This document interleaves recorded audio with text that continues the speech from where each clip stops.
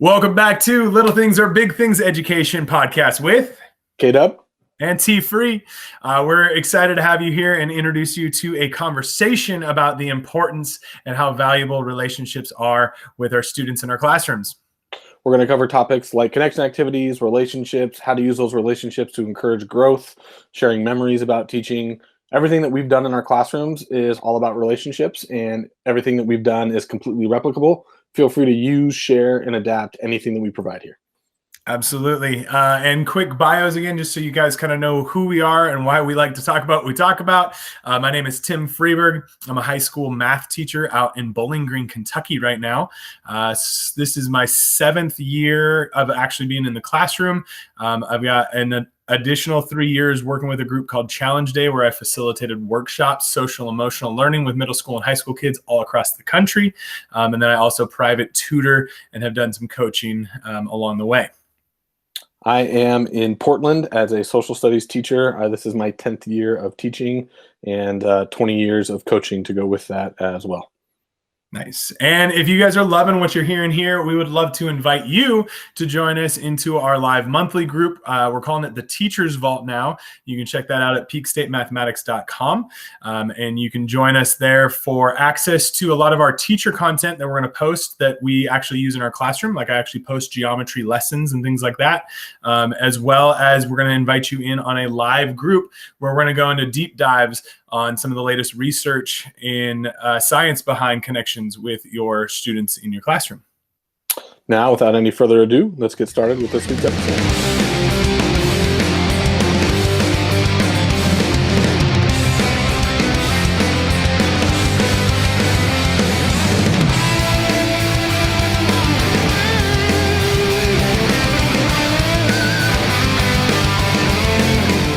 This week's connection activity is with Tim. Tim, what's your activity for this week for making some connections? We're going to talk about one of the things I do actually on a quarterly basis. I sometimes will go a little bit bigger with it at the beginning of the year just because I like the kids to dream big early. But I'm a big believer in goal setting and dreams and, trying to think beyond the classroom. And so one of the pieces I use to connect with the students is get to know what they're passionate about. And we do goal setting every single quarter. Now, the start of the year, sometimes I'll go more than just education. Like a lot of times I'll start with 3 education goals, 3 personal goals, and lifestyle kind of goals. So whether that's like being more physically active, losing weight, cutting out bad habits, maybe turning off some screen time, getting more sleep, all those things, right? So that kind of fits inside the personal goals. And then I'm a big believer, because especially my background's in economics and finance, I'm a big believer in getting some financial goals going. And so even if that's like part-time work or saving allowances or starting to put $10 a month into a retirement account or some sort of a savings, just so we get in that habit of putting money away for the long term. So we create 3 financial goals. But where I want to focus this activity, and you and I will kind of do a quick demo on some of the 3 things that are important to us, is more in, I'm going to go at least with the educational, and every single quarter, I make sure the students set new educational goals. So sometimes we'll revisit some of those bigger ones, the personal ones, check in, see how they're doing. And then the start of a new quarter is usually a great time to reset education goals. But okay, how did your grades actually turn out? Did you meet your goal? If not, what behaviors led you to that result? Okay, now that we kind of know what our patterns were, how do we want to correct those or adjust those so we can either continue to achieve our goal or reach even higher heights? So we'll do some of the quarterly goals there and focus mostly just on the education. So for me, my 3 big goals when I came back at second semester was I was really trying to think like, how can I re-energize myself to focus on the students and get as much out of them as possible and not just have it be math focused? Because I'm sure, as you guys know, at this point, listening to us, a lot of what I believe in is teaching more than just math. And a lot of it is that connection piece and making sure we're growing humans. So my 3 goals right now are to make sure at least one student learns something new. So learn something. At least one student is going to work harder than they thought they were going to before they came in for the day. And then one of my new favorites, and this has created a lot of good life lesson conversations in my classroom, is at least one student will realize they do not have to live a mediocre life. So try to get them to continue to dream and build big. So, Dave, what do you got for some of your 3 goals in the moment? So I'm going to go with, I'm going to try and be professional with you as well here. So my first one was I want to email one celebratory thing every day, right? Whether it's a student who did something or maybe a colleague who's done something, but just sending that out. Every time I do that, I'm reminding of how powerful that can be for both myself and for other people. For my class in particular, I want to continue to do a better job of circling back or connecting to one of our big topics, which is the danger of a single story, which we'll talk about in another podcast at another time, but making sure that we keep connecting back to that big idea. And then the third one for me is going to be getting each kid to see the value of history, right? Nice. To see how that applies to their life. Because we talked about it last week with like the idea of like, when am I ever going to use this? And so confronting that head on, I think, is a good idea. I love that you touched base on that, because that's like one of my favorite parts of doing the goal setting. Because a lot of times when you set goals, especially big goals, right, we want to like figure out, well, how is that even possible? And when I'm starting to initially like get the students to even think about dreaming big, I'm like, whatever you think you want your goal to be, go bigger, right? Mm-hmm. One of my books that I read in the last 6 months that I really liked, it was called the 10 times rule. Check it out if you haven't read it before, but it's one of those that talks about wherever your goal's at, you got to go 10 times bigger. Whatever action you think you need to do, you got to do 10 times that amount of action, and just go after it. So I love that idea of just like go big and don't know how to get there yet. And I think more important than the how is the why. Because if you make the why important enough to you, you're going to figure out a how. Like I'm sure you all can just sit and think about a moment now in your life where you didn't really know how you were going to accomplish something, but either it was going to provide enough pleasure for you or it was causing enough pain that you knew you had to change or you had to go accomplish something. And that why was so that was just so compelling. It was like overwhelming that you somehow figured out the how. Like it just fell into place. Like someone showed up, or you had like this stroke of luck, right? Or like you just manifested it somehow. But when you create that masterful why, like really make it just like, oh my gosh, I need this. All of a sudden, I believe at least the how will start to fall into place. That's really powerful. I hadn't really thought of that before, and I think you're really right. And then I'll just give you a quick plug. It's been a while since we live across the country from one another, right? But I used to do with my 9th grade classes at Canyon Park. We used to do that intro to econ unit, we would do the macro versus the micro. And I used to bring Tim in to do the micro part because he knows way more about this stuff than I do. And he talked to the kids about like saving $1 a day starting now, and they were in 9th grade, right? Versus when you're 30 or whatever. And every year, as frustrating as it was for me from a personal pride standpoint, I would have students, when I asked them like, what was your favorite lesson or what was your favorite unit from the year? I would get 2 or 3 kids that would talk about that lesson. And I even had one kid who really took it to heart, started saving immediately, like with his allowance.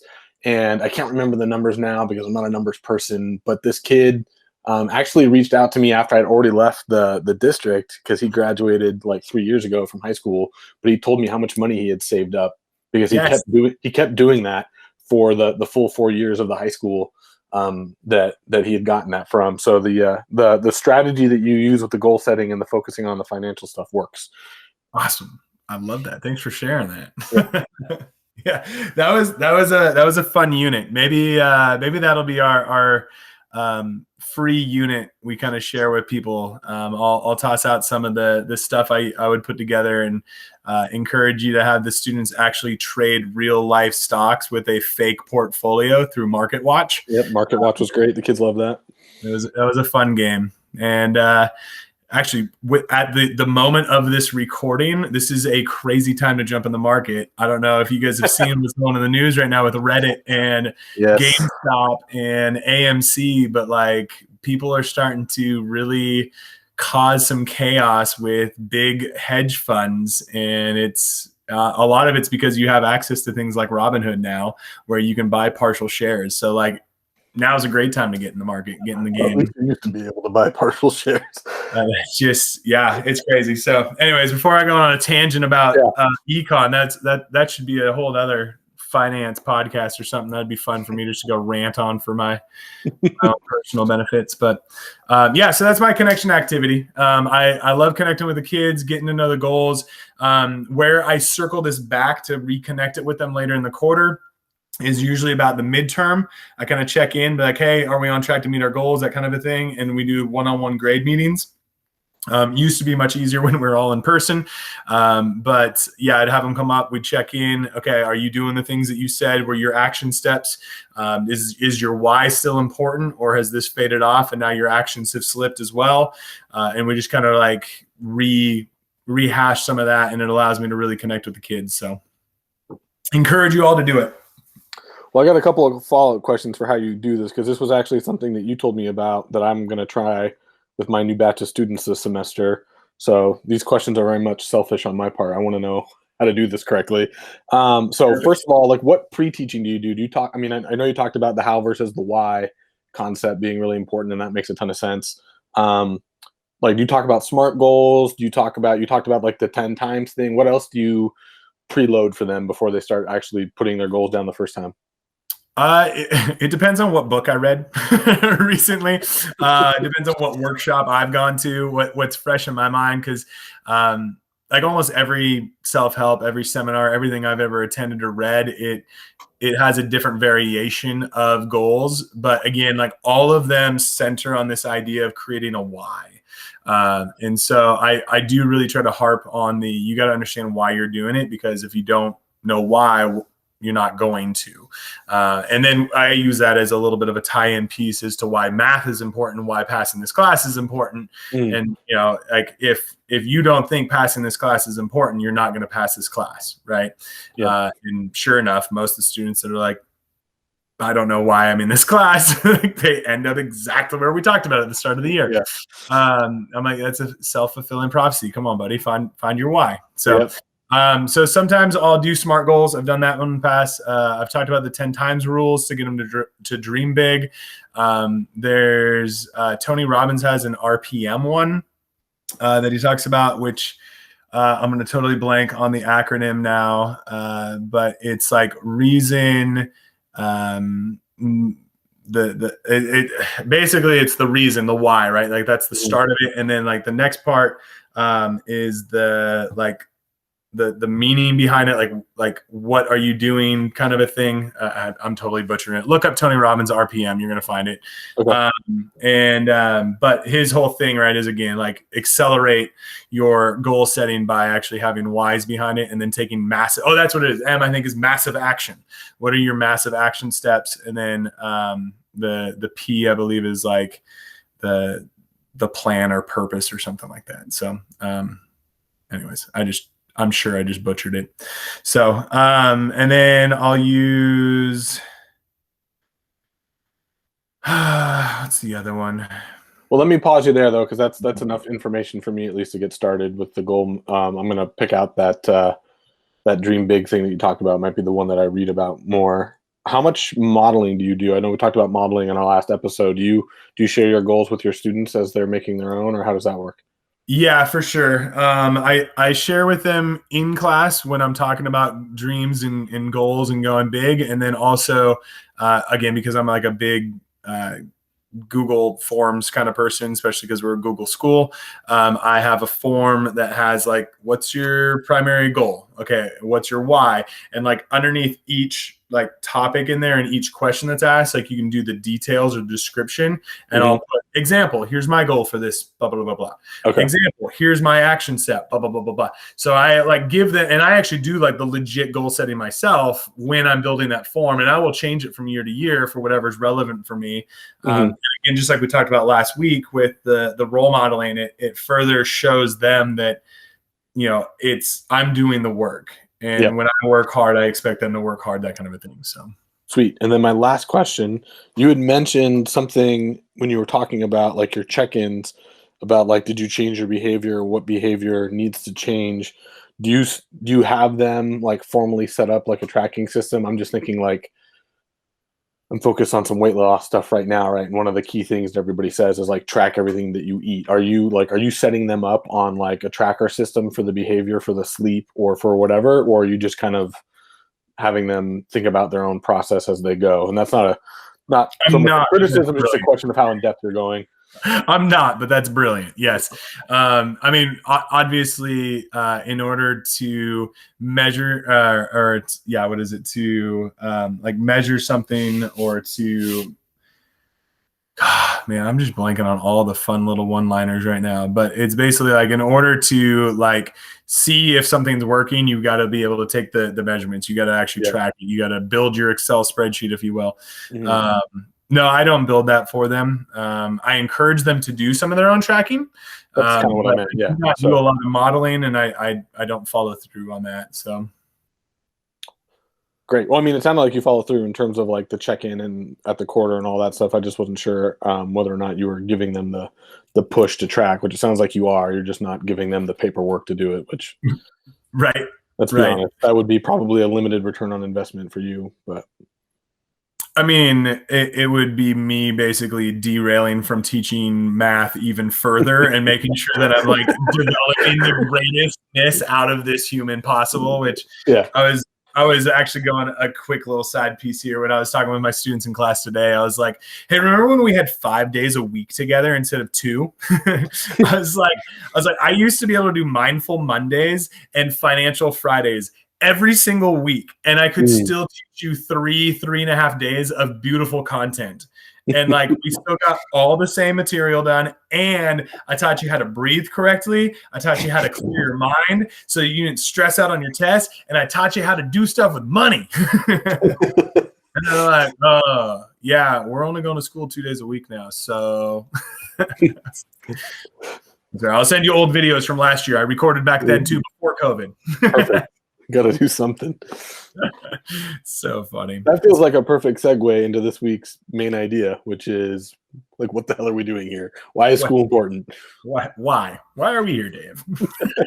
Especially this year, right? You and I actually, I love our conversations like right now, like some of the back and forth we've had about like education in general, right? Which I think we're going to take a big picture approach and like kind of what are possible ideas and all that. But then specifically this year, and with all the variety of ways that we're seeing school districts attempt and like just our own personal take on it and taste. And, you know, obviously it's not even just like sugar-coated, but smothered with relationship building and our personal belief system. But, yeah, quick disclaimer too. Heads up, we are going to challenge the process right here.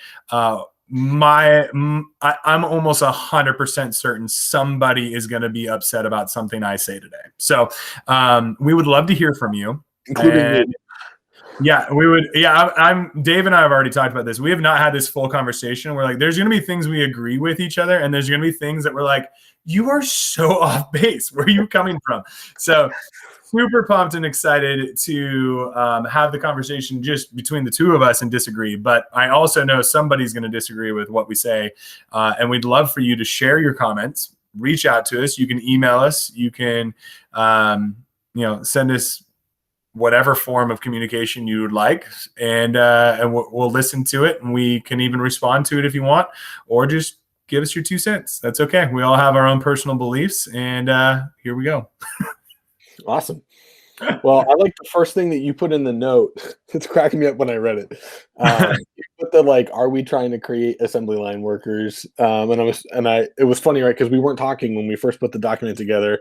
Right. So I'm going to start with an assumption that this is you being frustrated.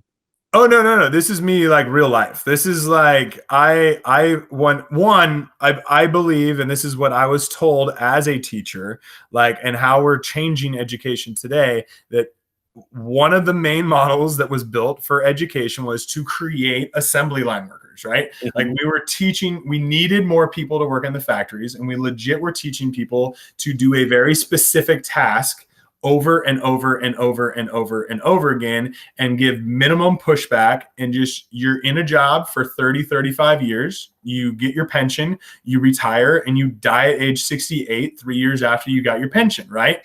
Social Security, that was what it was designed around, right? That was like, so that is what I've been taught. Like, I remember hearing that as like, this is what education was designed for. So that was why I initially put that. And I still think the sit still, be quiet, do what you're told, I think that is still very prevalent in a lot of classrooms. It is. And the thing that made me laugh out loud just reading the document that we used to prep when you wrote that is like, the thing that still cracks me up about this is, even though 50 years ago, education was being designed with like, oh, you got 6 classes, there's a bell that tells you when to move and where to move. All these things that are very like this rote, like you said, like this assembly line process, where in a very weird sense, the teachers are also assembly line workers moving kids through the assembly line. Yes. It's like another like weird metaphor for the whole situation. At the same time, we were using an agrarian calendar, and we still do. This is one of the things, I don't know if we're going to get to it very in depth today, but like the calendar. Why do we take, I mean, I love being a teacher and having my summers off, but why do we take 3 months off? So that we can all go into the fields and plow, Dave. Oh, okay. now I do live in Kentucky, and I do have some students that actually go and farm in the summer, but like, not most of them. I teach in like the inner city of Bowling Green, Kentucky, right? And yeah. I don't know. No, I put that on there because like, I do think that there are still people that believe like we need to create very specific types of humans to come through the system, come out the system, and provide back to the country. So maybe that's why we're here. Maybe we're here just to create engineers. Maybe we're here to create the next people who are going to help SpaceX program go to Mars, right? Maybe that's what we're trying to create. I don't personally believe it, but maybe that's why we're here. I don't. That would not be my stance either. I think that was one of the parts where I knew you and I were going to have a fundamental agreement. I think the place where you and I might disagree, and I could be wrong here, obviously, is I get really frustrated at that term college and career readiness. Because I think, one, it gets misused in terms of like, it feels like we're like very specifically trying to give kids a skill for a career of today. And so where I get frustrated with that is that, I'll put it out there, right? I'm a liberal. Like I do believe that there is a place for government in the world to make our lives better. And I also think that the public education system is probably the worst group of people to try and figure out what the jobs of 10 and 20 years from now are. Like, I just don't know. And I don't think that anybody in my building knows. And I'm pretty sure nobody at my district office knows what kids who are now 15 are going to be doing when they're 35. I don't think they know the answer to that. So how the hell are we supposed to prepare them for that? Right. Yeah. I mean, I'm definitely going to agree with the idea that most of us don't know what's going to happen in 3 years, let alone in 15 years. And or during COVID in 3 days. I would further argue that 60-70% of my content that I teach by state standard is not going to teach them how to do any current job. I don't know. But where I do believe I create a lot of value is creating critical thinkers and problem solvers. And I think that is very valuable in whatever they're going to eventually get into. And I hold that one dear to my heart. Like that's where a lot of times I'll be like, Freeburg, why do I need to know what a centroid is? I'm like, well, so you can create a real cool fidget spinner that's only got 3 sides on it and it will stay balanced. And they're like, okay, what else? I'm like, you need to be a problem solver. You got to be like, here's a tool, here's a problem, get creative, find a solution, right? Like you got to practice it. You got to let your brain get exercise. Like I'm a big believer in that. And I think I was reading an article about computer coding, and which I think is going to be very relevant for a lot of humans in future jobs and such. And they were talking about one of the major indicators of success for computer programmers is the ability to struggle. like the ability to have resiliency, fail multiple times, Mhm. and then eventually find the solution. And I was like, that's brilliant. Like that should be true for anything, right? Like I was goofing around with the dude who came to my house this week to install our gas line for the fireplace, and we were talking about education and math and how we were going to use it. And he's like, yeah, I use math way more than I thought I'd ever use it in real life. And I was like, and further than that, like problem solving skills, right? Like you just said, my fireplace was not properly hooked up by my contractor, and you've got to go find whatever parts you have, figure out what he did accomplish, what he's not accomplished, and then come up with the solution in the next hour so you can make me happy, get more money for your company, and then still get to your next job, right? Like, I'm like, that's critical thinking on the fly, on demand, and problem solving. Yeah, so I will say, like, the place that I'm willing to meet the college and career readiness wing of the education conversation people at is like the soft skill stuff. And you hit on, I think, all three of, like, I call them the 3 Ps. I'm not original. I don't know where I heard that, or if I just like alliteration and came up with it, but like persistence, right? Like the ability to overcome things like you're talking about. Problem solving is another one that I wrote down. And then to me, people skills. I think that's the one that people miss out on the most and that they screw up the most. And I see this all the time, both in the education world, where the assumption is that a good teacher would make a good administrator. Not the same thing. And then we also see it a lot, when I'm reading books about business or talking to my friends who aren't teachers, right? Because there are people who don't work in education, lo and behold, who what they always talk about, right, is like the guy who's best at filling out the spreadsheets or the gal who's best at filling out the spreadsheets, it eventually gets put in charge of all the other people who are filling out the spreadsheets. But the problem is it's actually not that person's job to fill out spreadsheets anymore. It's that person's job to oversee the people who are filling out the spreadsheets, and they've never been trained for that actual human management aspect of being in a position of leadership or whatever their role is. And at the same time, like, maybe the person who would be best suited to be in that position of authority isn't rising up through the ranks of spreadsheet fillers, because that person's strengths are less on the spreadsheet filling and more on the human side. So I think, like, those 3 soft skills, I will totally grant you, those are 3 skills that are worth teaching. And if we want to talk about getting kids ready for their careers via those kind of soft skill things, and there are others that I didn't talk about, I'm at least willing to have that conversation. I would still put my stake in the ground that, like, to me, that should not be the purpose of education, period. Like, if I were reinventing the American education system, the word college and career readiness would not be in the lexicon anywhere, because I also think it's a false promise to tell every kid that they can go to college, or that they should go to college, that they can afford college, and that it's going to be a worthwhile investment, right? Like, that's one of the things, not to get too political, right, but that's one of the, like, kind of the problems with modern society, is that college has gotten way more expensive and the return on investment has not gone down, if anything, right? So that's why we're all dealing with these questions around student loan debt, is because we've just created this atmosphere where it's like, to get into an entry-level job that pays $40,000 a year, you got to take out a student loan that might, who knows how much you're going to have in loans. I was dumb. I went to private school, so I have huge loans, but nothing like having like a half a mortgage for right, fresh out. Yeah, exactly.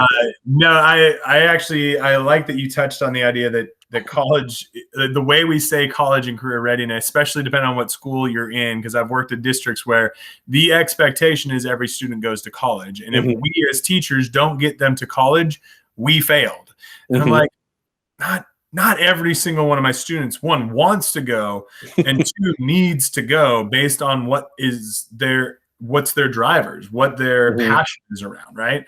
And like, I'll use myself as an example. When I moved to Kentucky with my wife, I was still working with Challenge Day, and we had talked about trying to get me off the road. And, I was like, well, I could probably go back to education because, there's always a shortage of teachers, especially math teachers. And so it was fairly simple for me to get a job, but there was a state requirement that you had to get a master's within 4 or 5 years of teaching in the state of Kentucky. I was like, that return on investment is not there, right? Like, at a cheapest, right? If I did something online, maybe 10 to 20 grand, and you're going to pay me an extra $1,000. a year because I have my master's now. Like and it's like this pay scale. Maybe I'm making the numbers up wrong, but I knew it was relatively close. And so I was like, that doesn't even make sense. Like I'd have to be at like in the district for 10, 13 years just for that to be a break even experience, And so I don't know. And again, my brain is financially like locked, but yeah, I don't know. It just doesn't make sense all the time. So yeah. Yeah. And I just think about little things. I mean, granted, I do think there is value in creating a more well-rounded human being that can happen through the education system if the education system was designed differently. But like one of the things that strikes me is I remember when we were in high school, we had friends that knew that they didn't want to go to college, but they had legitimate careers, like being a firefighter is the one that comes to mind for me, where you weren't required to go to a 4-year university in order to pursue that, right? And then you could have like a perfectly comfortable living wage doing that. And now I've got kids in my classroom who that's what they want to do, and they're kind of hoping that they're not going to have to go to college full time because the people that they know who are adults that are firefighters didn't have to. But then when they start to do the research on the career path, they're like, wait a second, I got to take like a fire management training, like the education level that's expected for a lot of these jobs now is just it's gone higher and higher. And again, it's not like firemen are making dramatically more money in 2020 than they were. I mean, I know there's been, cost of living increases, but it's not like firefighters are now making, six-figure incomes or anything like that. So yeah, it's just, again, that's where my personal issue with the college and the career readiness is. The primary one is that most of the people I talk to about it, they get into like, we are like trying to give the kids the hard skills for the careers of today. But the problem is that they're not going to be doing the careers of today for very long. So we're already setting them up for struggles down the road. And then on top of that, like the bigger meta question that I would love, like, and it's a conversation that I'm having fun having this conversation because I don't get to have it very often, is like, should that be the purpose of free public education in a democracy? I'm gonna throw that word in there because I think that's an important part of it. I do think that if you'd have asked the founding fathers the idea behind public education, they would have said it would have been the purpose was to create well-informed voters, right? If you want to have a successful democracy, you need people who are participating with some information in their pocket, right? Rather than not. And I don't want to go too deep into that side of it. But I to me, like that's the bigger role for education is like, how do we create people who know where to find information and know how to be thoughtful about what they're reading and or looking at or watching and understanding what's going on in the world around them so that they can do something about it, which kind of gets into one of your other questions, right? Yeah, which one were you looking at? I was thinking fun little prompts in here right now. Yeah, I was thinking about to empower and to inspire. Oh yeah. I think that's a good argument. I think that if I were to tell a student what they needed to become or what they needed to accomplish to become successful, I think there are so many unique pathways that I would be wrong. Like no matter how I presented that, right? Like I'm like, oh, you need to graduate high school with a 3.0 or better so that you are going to be successful down the road. Like, no, you need to have over a 3.0 so you get a cheaper car insurance rate. That's what you need. But I'm not going to be able to tell you that like this guarantees you success, right? And so I think what I have experienced, at least time and time again, is not here is the criteria, hit the check boxes, you're guaranteed success. It's can I develop a good work ethic, good habits, and can I inspire you to dream big, and can I empower you to take action and take massive action now? So I'm a believer in letting you dream big and inspire that vision that is bigger than whatever world you currently live in, because that's usually where our limits hold us, is what we currently experience and what we currently see. And again, that could be a much bigger conversation as well about if you're not seeing people like you, how can you dream bigger than what you see, kind of a thing, right? And, Yeah, for sure. I'll 100% own that I'm a white dude. So that's never been an issue for me until I got exposed to other people's life experiences with Challenge Day, which was a game changer for me. Just awareness around all of that. So I'm a huge fan of creating opportunity to see what is possible. And if you don't see something that's possible, create it and still take massive action towards it. So be that person that someone else can look to next. So Yeah, to me, that's probably getting into like the connections piece of why we're doing what we're doing and being able to move kids in a direction that makes sense to them, right? They feel like you're giving them something that's not just like the rote standard answer, well, because I said so, or because someone told me I had to say so, right. kind of thing. Which kind of gets into, I know it's a little bit of a side tangent, but when you and I were talking about this, you had brought up the concept that some people think of education as like a daycare system. And I feel like that conversation is extremely prevalent today. Like I'm just thinking about COVID Yeah.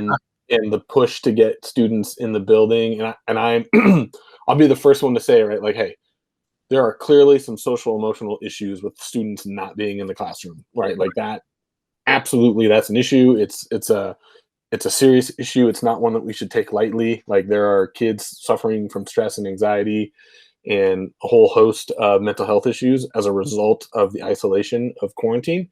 Yep.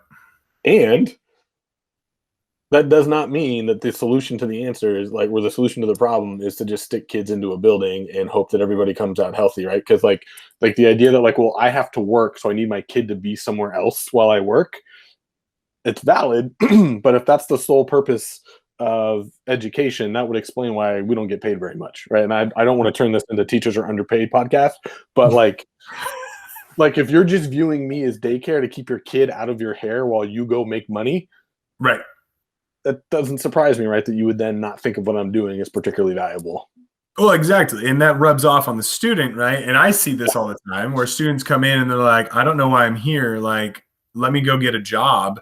And, they do. They think of this as a place that the state requires them to go. Parents are like this, I need you out of the house and I don't trust you, especially because right now we're seeing so many adolescents that are bored out of their mind. Like I was looking at a survey today. It said something crazy like 60 or 70% of students are like bored out of their minds. And I'm like, find a better hobby. Go learn something, right? Like, how have we not taught you in whatever years of education you've had that you need to learn and grow to not be bored, right? Like the easiest way to combat boredom is to learn something new. So yeah, it's what's funny about that though is that I'm, as part of my coaching process, right, there's a lot of work that's being done by coaches around like understanding how today's athlete is different than the athletes that we were growing up and before that. And one of the number one things so I've watched 4 clinic videos in the last 2 weeks about this concept of how kids are different now than they were, and not blaming the kids, right? Like that's the first note that every one of these coaches makes is like, you need to understand that you can't be mad at kids for the way that they've been raised, right? This is how they've been inoculated into society. So like, don't be mad at them for the conditions that they were, or the hand that they were dealt. So what's interesting, and I hadn't thought of because I don't have kids probably, all 4 of these coaches, and one of them was from college, and then the other 3 were all high school coaches. They talked about like the fact that like parents have planned activities for their kids. Like everything has been scheduled for them by somebody else to some degree or another, which like for you and me, right, that is just not our experience growing up. You were within walking distance of my house. You were a little bit closer than Brian's house was. I would knock on your door first. If you didn't answer, I went half a block down the road to see what Brian was doing. right. And, this was even before cell phones, right? So if neither one of you answered your doors, I was kind of like, well, crap, I guess I don't know what I'm doing today. But I would, but I would figure something out, right? Like, so that part of it, like just that sense of everything has been scheduled is so different. That, to your point about the boredom thing, right? Like they haven't been trained or taught by us. I know I haven't actively taught this skill to my kids. And I don't think that most parents are teaching their kids like how to entertain themselves. Right. And combine that with, a lot of times a lack of self-discipline to manage their time wisely. Like if this is a skill that I do try to teach, I will give them, especially right now, because I know there's so many variables happening with education, that I give them a 1 to 2 week assignment, depending on how long the unit is. And I give them recommended pacing to stay on track if they want a little bit by a little bit. But I don't check that grade until it's due at the end of 2 weeks. And so trying to train them no, if you've got Monday and Tuesday available and the rest of the week is booked for whatever, you better be putting in an hour or two or do 20 minutes a day, right? Like figure out a way to figure out the time. And I don't think they know how to entertain themselves. I don't think they go outside. I think I continuously hear stories around fear of the outside, right? Like just because, people will steal you off the street or somebody's going to do something, right? Like the world's a scary place. And I think when we start to live inside of fear, it keeps us more and more and more inside. And now obviously with, the pandemic and especially early, right? Like there was so much fear around like everybody's dying, right? Like stay inside or you will die. Wear your mask or you will die. Like was like almost the message I feel like I was hearing all the time. And so I think fear controlling is a dangerous thing, but. Yeah, I just think part of it's like that again, like when you don't have the creativity and the problem solving and the persistence, like those three things, like they all work so well together, right? Because as a person who is definitely worried about getting sick and has been kind of inside, I've still found ways to stay social, right? Like I would actually argue I interact socially with some of my social studies colleagues at my school more now, even though we don't see each other in the building, than I did when we were all in the building together. Because now we're all in a text thread and we just, we shoot random GIFs and things to each other that we think are amusing. So we're communicating more now than we were a year ago. Right. So I think some of that is just like figuring out what that importance and that balance is, which kind of gets me into our next topic. I know that neither one of us is a huge believer from our previous conversation, in worrying about state standards and state tests and all of that thing. But those are also boxes that we have to check. So I'm wondering how you've navigated that balance between making your classroom have space for Mindful Mondays and Financial Fridays and still making sure that you're checking all the little boxes that you need to check. I'm like, how real of an answer do I give right now? I want a 100% real answer. Your vice principal who's in charge of observing you is not going to watch this podcast. I mean, I'm gonna tell Shelton she better jump on here and start listening to some of my crazy ideas. No, she's actually super supportive and actually listens to a lot of my chaos. And then we come up with she's actually encouraged me to switch my room into a workshop based learning atmosphere. I'm like, oh, yes. But no, I think and believe and don't know if I have 100% support is I can teach the soft skills, the life skills as the primary purpose and hit the state standards as a secondary.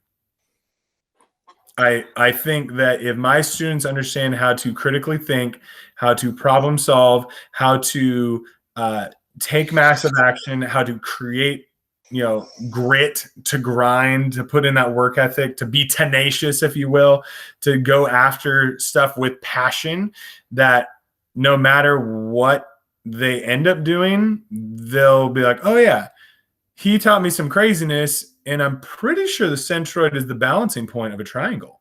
I don't know.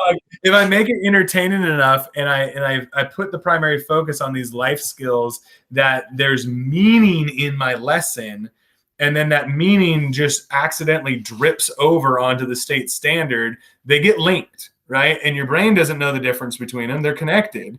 And so, just like you've said in the past, like I somehow have tricked my students into thinking tests are fun because they're going to see whose name's in the test, right? Like it eliminates some of that. They cannot differentiate between excitement of knowing who's going to be on the test that time and anxiety of I don't know if I know the answers, right? Like anxiety and excitement are very similar. And I don't know. I'm a believer of teach humans first, create great humans first, secondary on the rest of it.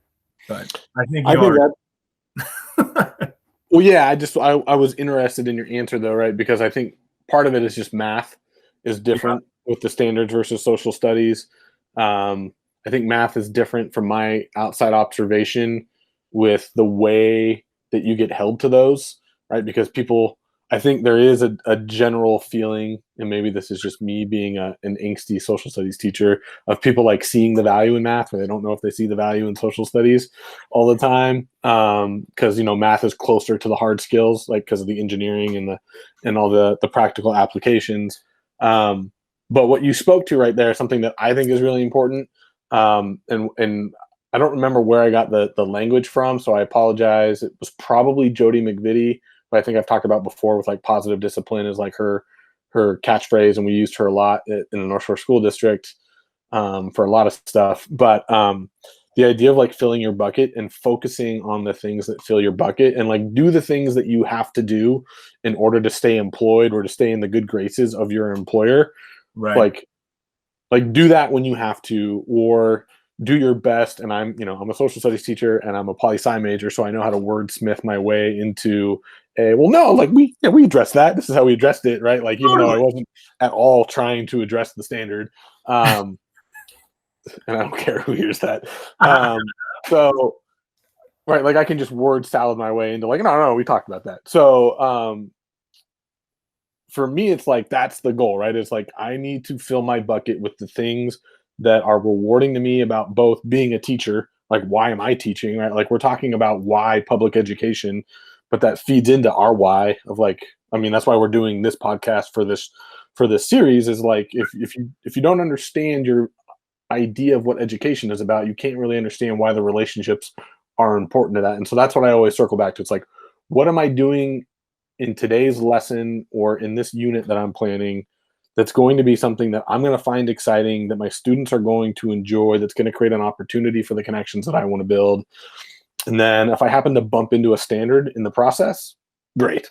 And if I don't, and someone yells at me, and unless they're saying like you're fired, then I can take the slap on the wrist and keep moving, and or be at a place where I don't have to worry about that. Like when you talked about your VEEP, I think you said her name was Shelton.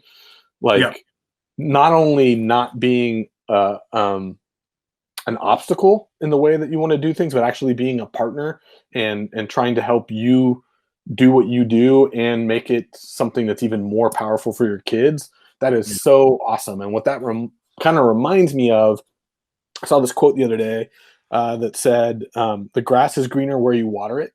And I just thought that was such a great way of thinking about, right? Like there is an instinct, I know I have this, of, man, I hate this admin. I'm not happy with this district. I'm going to leave. I'm going to go to this other place where I know it's better. And then you get there and it turns out once you're in the building, it's actually not that different. It's kind of the same deal.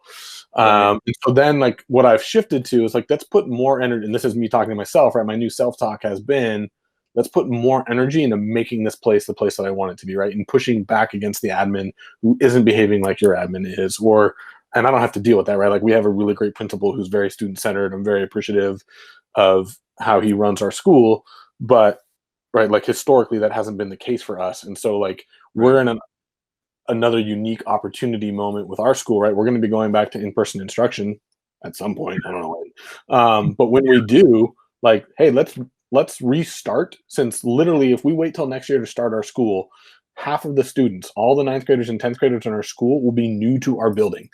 Right. That is a beautiful opportunity to say, hey, what do we really want this place to be like? And instead of being annoyed at how it's been in the past, I'm going to water the grass where I'm at, and I'm going to make sure that when we reopen, we're changing the name of our school on top of that, right? So we're literally a new school with like half new students. let's really get into the dirt of like, how do we make this place be the place we want it to be? Right. And I think that's a beautiful opportunity for you to jump in and be part of that growth and decision making. I think that it brings up a question for me also of like, is part of education to design loyal alumni. I think that's another one that just popped up in my head. I'm like how much were we told when we went to Bothell High School that we bleed blue and Bothell is for a day or a lifetime, right? Like once a Cougar, always a Cougar. Like you come back here and you are home, right? Like like, is that part of education? Are we supposed to build loyalists? Are we supposed to build nationalists, basically, right? Like we believe in this so that we are patriotic and we do our Pledge of Allegiance every day. And like, that's a whole different thing. But like, I don't like those little things all of a sudden just popped up in my head when you're talking about restarting a school. And I'm trying to figure out how the hell I never thought of that, because that all makes perfect sense. And that's like right in my vein of how I distrust big systems and things. Yeah, you're totally right, man. Like, and that's the thing that for me is like a personal struggle too, right? Because I was like, as a football coach, right, you want there to be a lot of school pride. You want people to have that sense of things, but you are also, in a sense, like kind of creating these little mini nationalist groups in your high school. One other thing, just randomly, as you were talking, it reminded me a little bit ago. The other thing that's very scary about our schools, like from the functional building standpoint, like design like a prison. Like with the same architects, right? Like having security officer. I mean, it depends on what school you're at, right? But like, I know definitely you have some experience inside of inner city schools where, you know, you had metal detectors, right? Going in. We didn't actually. You didn't? No, so that was at Cleveland High School in Seattle. Really great experience. And no, we did not have metal detectors going in the building. But it was a very different experience from like the relationship around that. I was referring more to just like the architecture, right? Like where you have like the long lines of sight with the hallway so that you can have maximum oversight with minimum personnel. Gotcha. And that kind of stuff. Like there's a lot of interesting stuff on like the history of designing schools to look like prisons so that you can monitor the students because they're prisoners where they're at, right? Like they don't want to be there.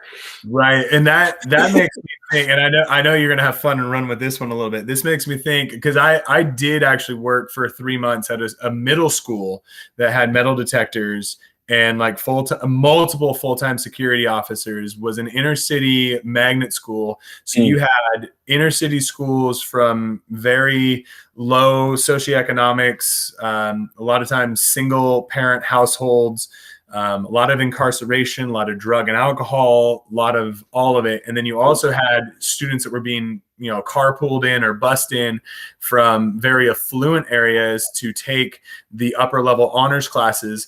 And like the dynamic in there, and like how like the students literally, because they didn't trust them in the hallways because they would get in fights and stuff, you would have a pod of 4 classes and they were their own different bell schedule. They would come out of class, go to the next class, single file, silent, get into the next class, start the class.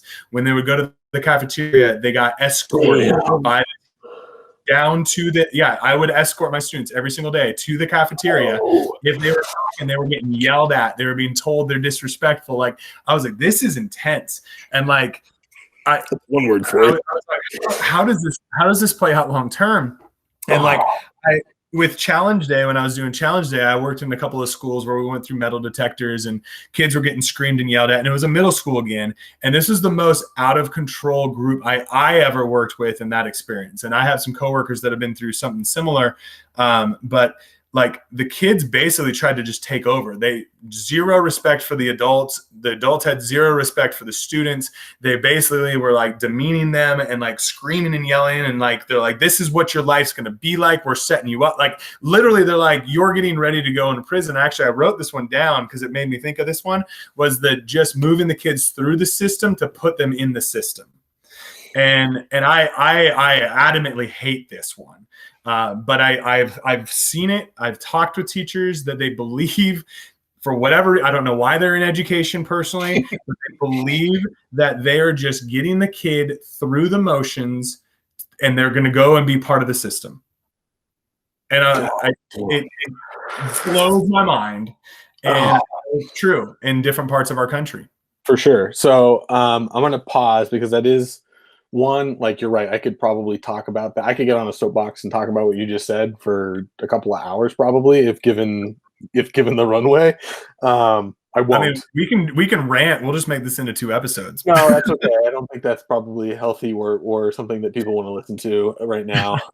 But it does really actually closely connect to my story for the end of the day. But I don't want to get into that yet because I know that you had a quote that is really important to you that kind of speaks to some of this stuff that you wanted to talk about. So I'll let you talk about that for a little bit, and then I'll circle back to the school of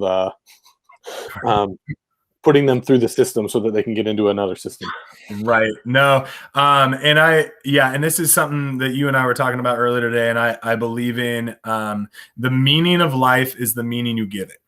And like when the first time I heard that, like my brain exploded, right? It was like, wait, you mean that the only reason why this pisses me off is because I make it piss me off, or the only reason this makes me happy is because I've made it make me happy, right? I've assigned meaning to it, and that meaning has become ingrained to me, and now it is what it is. I've created that, right? And we talked about it on multiple levels. Like a B could be a slap in the face for a student who expects the A, and that's going to be part of our perfectionism, right? That whole conversation. And a B could be the greatest thing to celebrate because it's the only time it's ever happened. Yep. And that B is not what made it happen. It's the meaning that's attached to it. It's I failed to turn in my work, I failed to put in the effort, and I dropped below what I hold myself to as a standard, or I finally turned the corner, I tried something new, and I had some success for the first time in my life, and holy crap, that's going to be a game changer. And just like, going to the name of the school I was at was Mazik Middle School up in Louisville, Kentucky. When I was teaching there, I had to remind myself, what is the meaning of this? Like, what's my purpose of doing this job? Right. Like, I had to assign meaning. I'm like, okay, one meaning is I have an opportunity to show these students a life that they've not experienced yet, right? I was the 3rd teacher they'd had that year. The first teacher they ran off at Christmas, and they were proud of it. Like, they were like, we made her quit. That's how bad we were. The next student was a student teacher, was a long-term sub, fresh out, and was all about relationship building, but the kids just ran him over. And then I show up, white dude in the middle of an inner city with a very economically diverse and ethnically diverse and racially diverse, and like every type of diversity you can think of was there. And it was almost borderline segregated, right? Like, you had honors classes that were mostly white and Asian and affluent, and you had regular classes that were mostly black and from like the local neighborhoods, like family. And it was mind blowing trying to have conversations about life with those two groups, and listen and learn and soak it. And I was like, there is so much meaning in here. And like, if we can reassign our meaning to like being yelled at in the hallways, right? Like, can we make this a different experience? Can we reassign the meaning of, the teacher quit because we're no good? And like, oh, you're just going to leave us too, because that's what everybody does. They come here and they leave, right? And like, and they all knew I was only going to be there for those 3 months. So it wasn't like, I'm going to leave you because I'm leaving you. It's like, I live in Bowling Green, an hour and 40 minutes away. Like, this is a temporary thing, and I'm going to come in and I'm going to love you all like crazy, and I'm going to grow. But like, don't take me leaving meaning that you're no good and that nobody loves you, right? Like, we've got to reassign those meanings. So yeah, I love that thing. The meaning of life is the meaning we give it. So. Well, I think there's a lot of connection in between that and like the idea of like the fill your bucket, where like do the things that fill your bucket, right? Like, spend your time where you're getting the meaning that you can. Just a quick aside before I get into my story, that story about Louisville reminds me, my very first teaching job was the long-term sub at Cleveland High School, where I was their 4th teacher that year. I came in February and I was there the rest of the year. And It wasn't quite the same level of like we ran the other teacher off, and we didn't have that weird dynamic of like the kids that were being bussed in from somewhere else. But it was a school. I don't remember seeing any white kids at the school. I know there weren't any white kids in my student caseload. Um, half the school was immigrant population, which was really interesting. Right, like these kids from Sudan and Egypt and Ethiopia, like trying to figure out what it meant to be Black in America, while they had actual students who were like Black in America, like trying to like navigate that piece was really interesting dynamic. But I know what made it successful was the connections piece. Like I spent the first week, they couldn't believe it. Like I started like it was a brand new school year, and kids were like, "What are you doing?" Right. We were in the middle of a unit. I was like, "I don't care. Like, Don't care. don't care. Yeah. This is what we're doing." Same. So it went really well. But to connect back to your like school is a system that spits kids into another system. My story for today is a little bit about like what for me is the purpose of education, and then also an example of a success story for having school be about connection, right, and using relationships to really create a space that's going to further the learning in the classroom. So today and yesterday was the last day that I had my first semester students in live class, right? So just a quick reminder, the district that I'm in, we're in comprehensive district learning or distance learning, CDL for short, which when you look it up, it's just a trunking company. But commercial driver's license. yeah.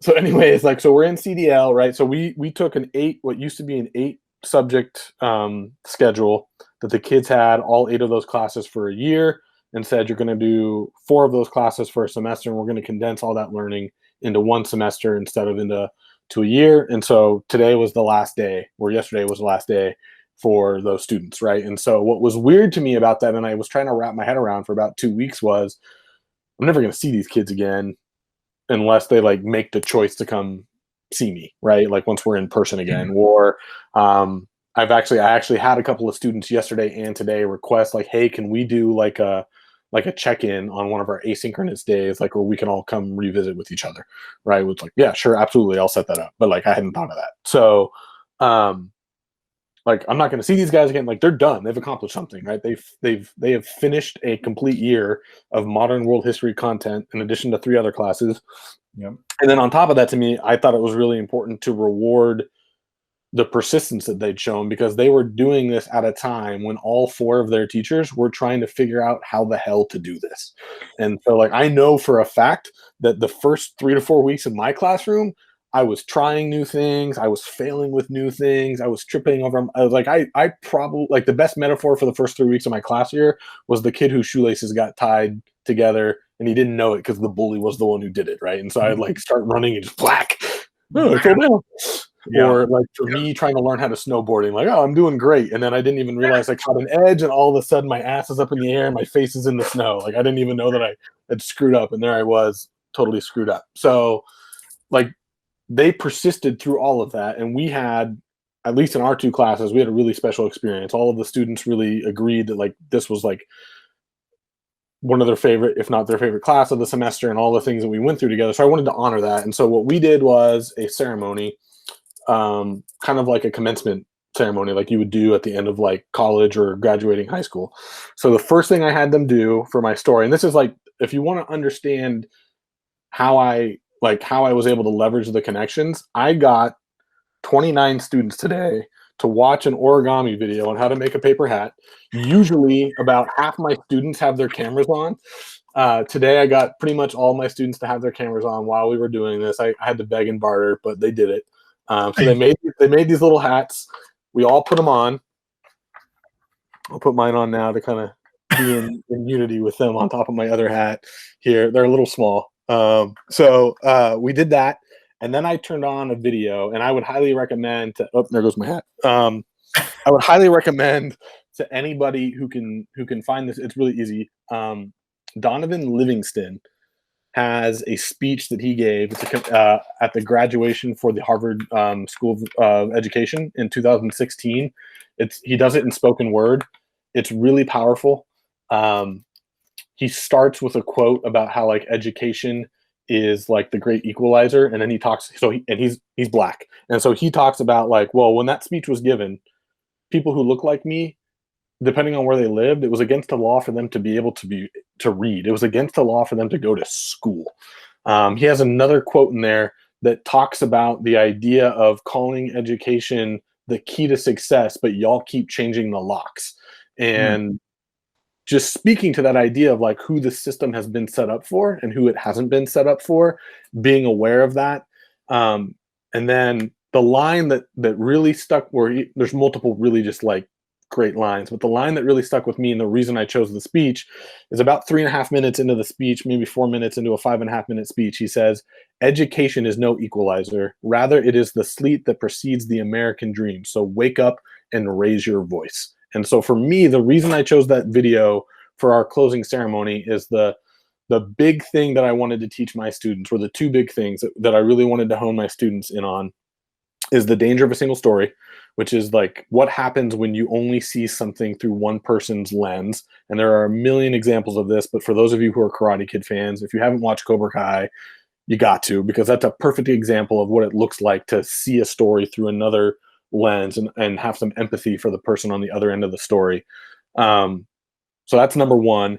And then number two is the danger of being a bystander, right? The danger of standing to the side and seeing something that you know is wrong taking place and not doing anything about it.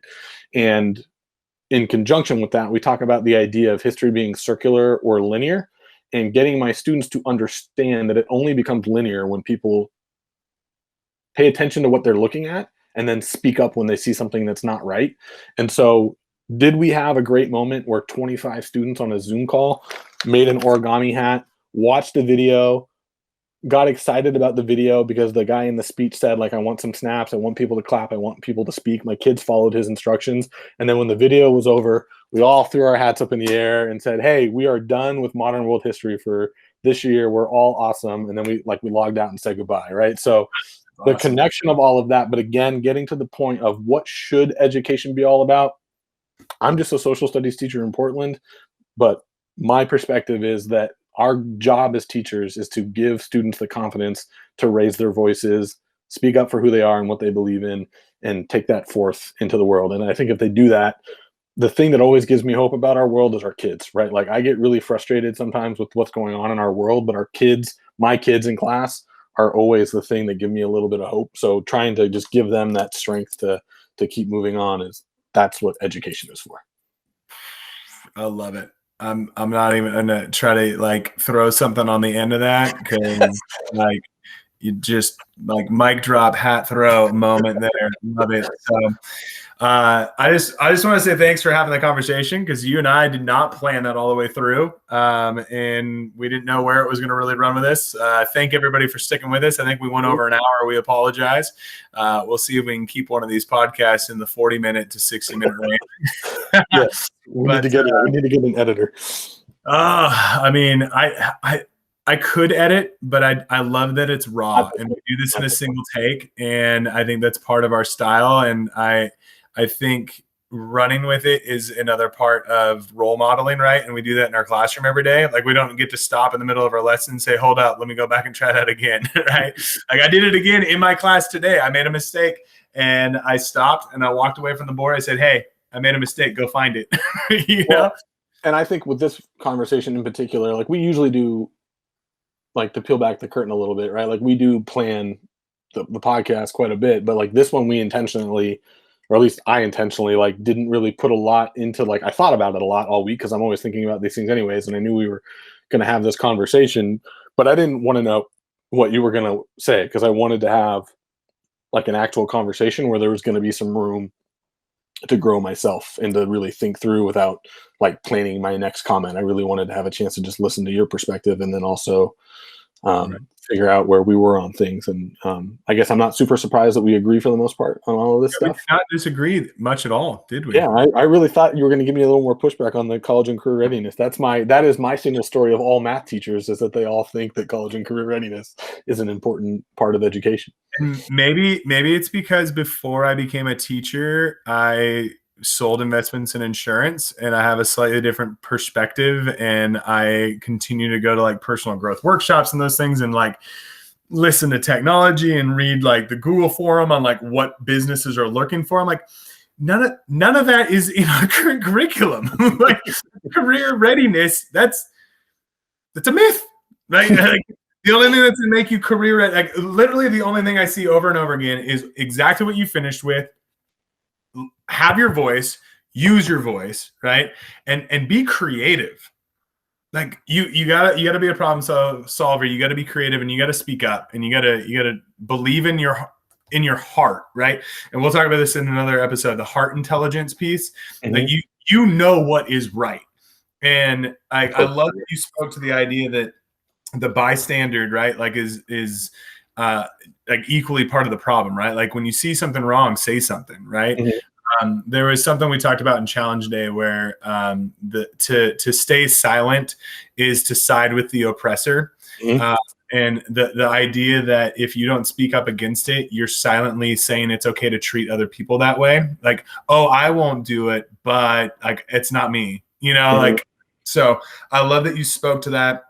I know that every human deep in our core has this gut reaction that says this is what's right. I think it's a skill that needs to be practiced, because if we cover it with other messages and meanings that people have assigned to things for us, and we don't consciously think about it, I think that's dangerous. So, and I think your point there is a really good one. I think what happens a lot of times when we talk about like the soft skill conversations or like empathy, people think that that's like a trait, not a skill, and that's just wrong, right? Like you will get better at the things that you do repetitively, and you reflect upon your practice on like, so I'm also a big believer in that practice doesn't make perfect, it makes permanent, right? Like only perfect practice would make perfect. So you have to reflect on all that stuff. But like, again, man, if someone has to show you what empathy looks like, help you understand it, and help you practice it. Or any of these other things that you talked about. And I just real quick, because it is one of my favorite quotes, and we just got done talking about the Holocaust in my class, and we used the quote, I'm going to mess it up word for word, but that comment by you, Elie Wiesel, the author of Night, who is a Holocaust survivor from Nazi Germany, like that's one of his like quotes, is he says that like silence only helps the oppressor. Yeah. Never the oppressed. Right. So I got to believe that us as educators, we are here to maximize human potential. I got to believe that we're here to connect with the kids and show them what is possible. So whatever you are currently doing, if you want to help connect with your students even more, I think you have that ability to change in a heartbeat. And I will 100% challenge if you think you're going through the motions, if you think you are a babysitter, if you think you are pushing through the system to the system, that you can do better as a teacher. Yes, absolutely. We love you all. We appreciate you being a part of this, and we will see you all next time. And always remember to learn in a peak state. See you guys.